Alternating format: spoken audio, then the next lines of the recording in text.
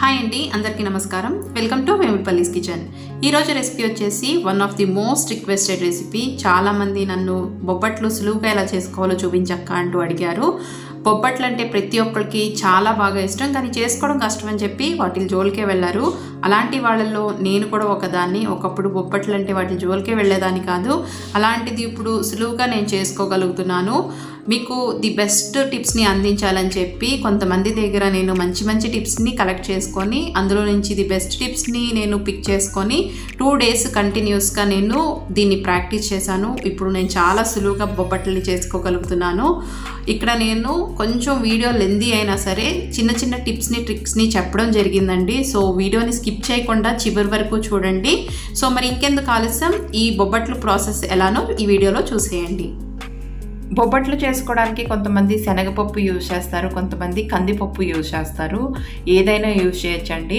కానీ శనగపప్పు యూజ్ చేయడం వల్ల కొంచెం షెల్ఫ్ లైఫ్ ఎక్కువ ఉంటుంది. అదే కందిపప్పు అయితే త్వరగా పాడైపోతాయి.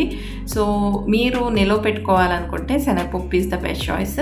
శనగపప్పు నేను ఇక్కడ 2 కప్పుల వరకు తీసుకున్నాను. వీటిని అప్పుడు శుభ్రంగా వాష్ చేసుకొని ఇందులోకి తిరిగి మళ్ళీ నీళ్లు పోసుకొని ఒక అరగంట సేపు వీటిని నానబెట్టుకుంటే మనకి సాఫ్ట్గా ఉడుకుతాయి. అదే కందిపప్పు అయితే త్వరగానే ఉడికిపోతాయి. శనగపప్పు కొంచెం టైం పడుతుంది కాబట్టి నానబెట్టుకుంటే చాలా బాగా మనకి ఈ పూర్ణం అనేది సాఫ్ట్గా ఉంటుంది. ఈలోగా మనము పిండి మిక్స్ చేసుకుందాము. దానికోసం నేను ఇక్కడ ఒక బౌల్ మీద జల్లెడ పెట్టుకొని అందులోకి 1 కప్పు మైదా పిండి, 1 కప్పు చిరోటి రవ్వ, అంటే దీన్ని మా సైడ్ అంతా హోళగి రవ్వ అంటారు. బయట మనకి మార్కెట్లో ఈజీగానే దొరుకుతుంది.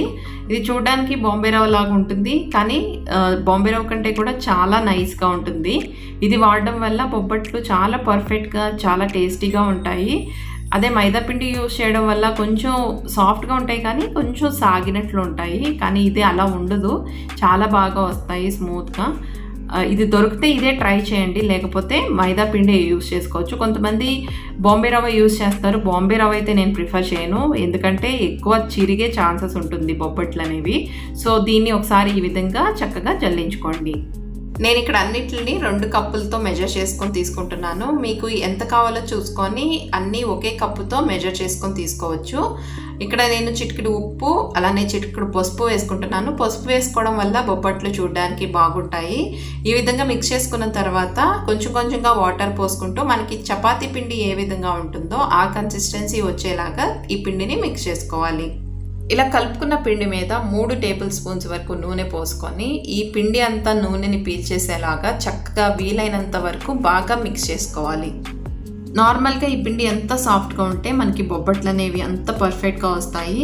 జనరల్గా వాటర్తో ఈ పిండిని ముందుగానే సాఫ్ట్గా మిక్స్ చేసేసుకుంటారు, కానీ చాలామందికి ఎంత సాఫ్ట్ మిక్స్ చేసుకోవాలి పిండి అనేది అర్థం కాదు.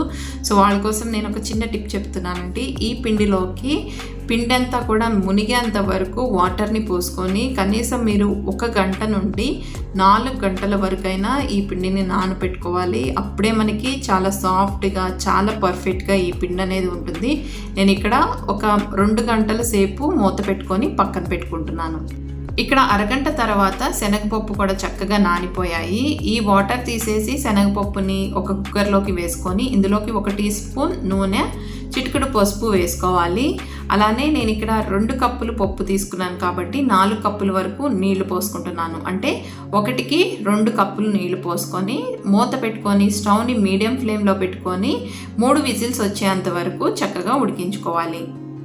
ఈ పప్పుని చాలా సాఫ్ట్గా ఉడికించుకోవాలి. ఇలా మెదిపి చూస్తే పొలుకు అనేది లేకుండా ఇలా స్మూత్గా ఉండాలి. ఒకవేళ మీకు పొలుకుగా అనిపిస్తే మళ్ళీ కొంచెం సేపు ఉడికించుకోండి. ఇలా ఈ జల్లెడ పుట్టులోకి ఈ పప్పునంతా కూడా ట్రాన్స్ఫర్ చేసుకొని ఇందులో ఉండే ఎక్సెస్ వాటర్ అంతా కూడా తీసేయాలి. ఈ వాటర్ని పారబోయకండి, దీంతో మంచి టేస్టీ రసంని చేసుకోవచ్చు. ఆ రసం ఎలా చేసుకోవాలనేది ముందు వచ్చే వీడియోస్లో చూపిస్తాను. ఇప్పుడు ఈ పప్పుని మందంగా వెడల్పుగా ఉన్న కడాయిలోకి వేసుకొని ఇందులోకి 2 కప్పుల వరకు తురిమిన బెల్లం వేసుకోవాలి. అంటే 1 కప్పు పప్పుకి 1 కప్పు బెల్లం కరెక్ట్గా సరిపోతుంది. తీపి ఎక్కువగా ఇష్టపడే వాళ్ళు ఇంకొంచెం బెల్లం వేసుకోవచ్చు.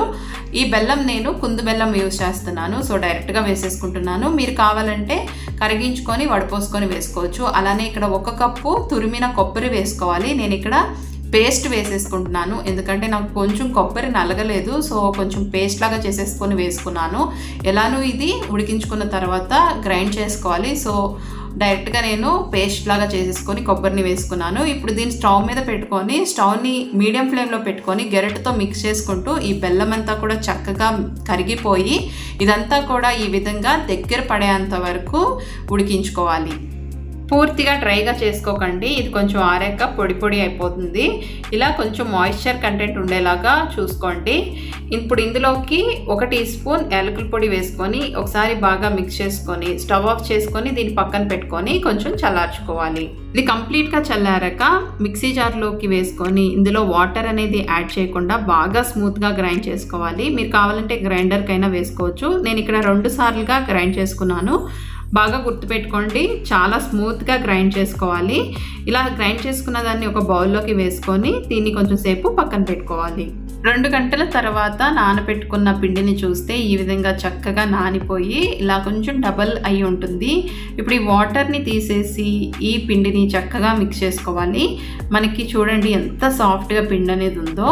మనం అదే వాటర్ పోసుకుంటూ మిక్స్ చేసుకుంటే ఎంతవరకు పల్చగా చేసుకోవాలని అర్థం కాదు. ఈ టిప్ని మీరు ఫాలో అవుతే చాలా పర్ఫెక్ట్గా బొబ్బట్లు చేసుకోగలుగుతారు. ఇలా చక్కగా మిక్స్ చేసుకోవాలి. కొంచెం చేతికి అంటినట్లు అనిపిస్తుంది, కానీ ఇందులో ఆయిల్ వేసుకుంటాం కాబట్టి మనకి చక్కగా పిండి అనేది కలిసిపోతుంది. ఇందులో 4 టేబుల్ స్పూన్స్ వరకు ఆయిల్ వేసుకొని మిక్స్ చేసుకుంటున్నాను. మీకు ఎంత పడుతుందో దానికి తగ్గట్టుగా ఆయిల్ వేసుకోండి.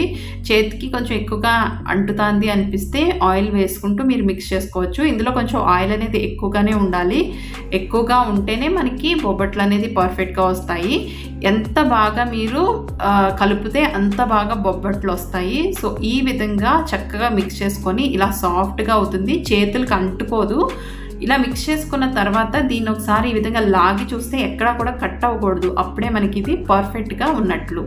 ఇక నెక్స్ట్ ఇంపార్టెంట్ స్టెప్, బొబ్బట్లు చేసుకోవడానికి ఇలాంటి బొబ్బట్లు చేసుకునే షీట్ అనేది బయట మార్కెట్లో ఈజీగా దొరుకుతుంది. ఇది 5 రూపీస్ ఏమో ఉంటుంది. దీన్ని తీసుకొని మీరు ఈజీగా బొబ్బట్లు అనేది చేసుకోవచ్చు. కొత్తగా నేర్చుకునే వాళ్ళకి ఇది బాగా యూజ్ అవుతుంది. ఒకవేళ మీ దగ్గర బొబ్బట్లు చేసుకునే షీట్ దొరకకపోతే మనం భోజనం చేసే ఇస్తరాకులు ఉంటాయి కదా, దాన్ని రౌండ్గా కట్ చేసుకొని కూడా యూజ్ చేసుకోవచ్చు. కొంతమంది బటర్ పేపర్ని యూజ్ చేయమంటారు, కానీ దీని మీద సాగినట్టు బటర్ పేపర్ మీద సాగదండి. అలానే కొంతమంది ఆయిల్ షీట్ మీద కూడా చేసుకోవచ్చు అంటారు, కానీ నేనైతే అస్సలు ప్రిఫర్ చేయను. ఎందుకంటే ఆయిల్ షీట్ వేడి పెనం మీద వేయగానే అంటుకుపోతుంది. సో ఇలా మీరు చాలా ఈజీగా చేసుకోండి.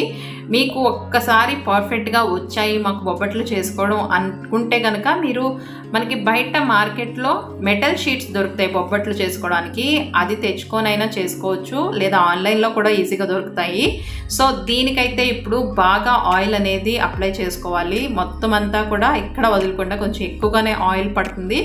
అంతా అప్లై చేసుకున్న తర్వాత ఇలాంటి కవర్ మనకి రేషన్కి అలా వస్తాయి కదా, ఏ కవర్ అయినా సరే కొంచెం ఫ్లెక్సిబుల్గా ఉండే కవర్ని ఆ సైజుకి కట్ చేసుకొని దాని మీద కూడా ఆయిల్ అనేది అప్లై చేసుకోవాలి. 2 వైపులా కూడా బాగా ఆయిల్ని అప్లై చేసుకోవాలి. ఈ ప్లాస్టిక్ షీట్ని పక్కన పెట్టుకొని నిమ్మకాయ సైజ్ అంతా మైదా పిండి తీసుకొని ఈ మైదా పిండిని నూనెలో ఈ విధంగా డిప్ చేసుకొని పూరీ సైజులోకి ఈ పిండిని ఒత్తుకోవాలి. ఇలా ఒత్తుకున్న పిండి పైన పూర్ణం పిండి పెట్టుకోవాలి. ఈ బొబ్బట్టు పిండి ఏవైతే ఉందో మనకి మైదా పిండి కంటే కూడా కొంచెం ఎక్కువగా ఉండేలాగా చూసుకోవాలి. ఈ విధంగా మైదా పిండిని లాగి ఈ పూర్ణం అంతా కూడా చక్కగా కవర్ అయ్యేలాగా కవర్ చేసుకొని ఆయిల్ వేసుకొని కింద రివర్స్లో మనం ఏ పక్క అయితే కవర్ చేసామో ఆ పక్కన కిందకి వేసుకొని ఇలా లైట్గా ప్రెస్ చేసుకున్న తర్వాత కవర్ వేసుకొని దీన్ని ఇలా చేత్తో స్మూత్గా ఇలా అంటూ ఉంటే లైట్గా మనకి చక్కగా స్ప్రెడ్ అవుతుంది. మీకు ఎంత పల్చగా కావాలంటే అంత చక్కగా దీన్ని స్ప్రెడ్ చేసుకోవచ్చు. నిదానంగా చేసుకోండి, ఎక్కువ ప్రెస్ చేయొద్దు. ప్రెస్ చేస్తే మనకి దానిపైన అంటుకుపోతుంది. లైట్గా నిదానంగా స్లోగా ఇలా చేసుకుంటూ రౌండ్గా చేసుకోండి. చాలా ఈజీగా వస్తుంది, పర్ఫెక్ట్గా వస్తుంది. సో ఈ మెథడ్ని మీరు ఫాలో అవుతే చాలా సులువుగా మీరు బొబ్బట్లు అనేది చేసుకోగలుగుతారు. కొత్తగా బొబ్బట్లు చేసే వాళ్ళైతే మీరు మైదా పిండి అలానే బొబ్బట్ల పిండి ఈక్వల్గా తీసుకోండి. కొంచెం లావుగా ఉంటాయి, కానీ కొంచెం మీరు ప్రాక్టీస్ అయ్యే వరకు మీరు అలా చేస్తే మీకు ఈజీగా వస్తాయి. ఒక 2-3 చేయగానే మీకు అర్థమైపోతుంది ఎలా చేసుకోవాలనేది. సో ఇలా చేసుకున్న వాటిని ఇప్పుడు వేడివేడిగా ఉన్న పెంకు మీద వేసుకోవాలి. కొంచెం ఆయిల్ని ఇలా అప్లై చేసుకొని ఈ పెంకు మీద వేసుకొని లైట్గా ఒక పక్కన గెరెటతో ఇలా తీసేస్తే మనకి చాలా ఈజీగా ఊడొచ్చేస్తుంది. ఇప్పుడు దీని చుట్టూ ఒక 1/2 టీ స్పూన్ నెయ్యి లేదంటే నూనె వేసుకొని స్టవ్ని మీడియం ఫ్లేమ్లో పెట్టుకొని 2 నిమిషాలు దీన్ని చక్కగా కాల్చుకోవాలి. ఒకవైపు కాలిన తర్వాత నిదానంగా దీన్ని టర్న్ చేసుకొని మరోవైపు కూడా నూనె లేదంటే నెయ్యి వేసుకొని నిదానంగా కాల్చుకోండి. మరీ లో ఫ్లేమ్లో పెట్టుకుంటే గట్టిగా వచ్చేస్తాయి. సో మీడియం ఫ్లేమ్లో పెట్టుకొని కాల్చుకోండి. హై ఫ్లేమ్లో అయితే మాడిపోతాయి. ఇలా కాలిన తర్వాత చక్కగా దీన్ని ఫోల్డ్ చేసుకొని సర్వ్ చేసుకోవడమే. ఇలా మీకు ఎన్ని కావాలంటే అన్ని బొబ్బట్లని వేడివేడిగా చేసుకొని తినండి. మిగిలిన పిండి ఏదైతే ఉందో దాన్ని ఫ్రిడ్జ్లో స్టోర్ చేసుకొని మీకు ఎప్పుడు కావాలంటే అప్పుడు మీరు ఇలా చేసుకొని తినచ్చు. సో ఈ విధంగా మీరు ఎంత పలుచగా చేసుకుంటే బొబ్బట్లు అనేవి చాలా చక్కగా ఉంటాయి.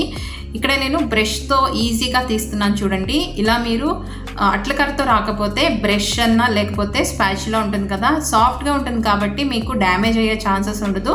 ఇలా ఈజీగా మీరు చేసుకోగలుగుతారు. ఇప్పుడైతే మనకి ఆల్రెడీ శ్రావణ మాసం స్టార్ట్ అయిపోయింది.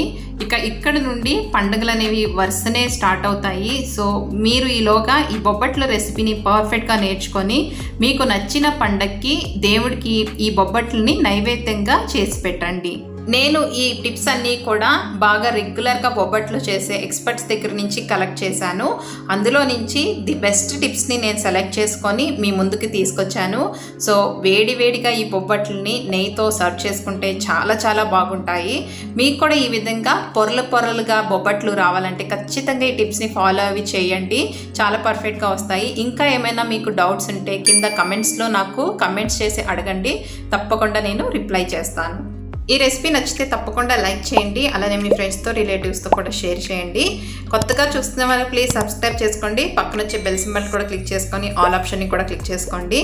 సో మరొక మంచి రెసిపీతో మీ ముందుకు వచ్చేస్తుంది వెములపల్లిస్ కిచెన్. అంతవరకు ధన్యవాదాలు.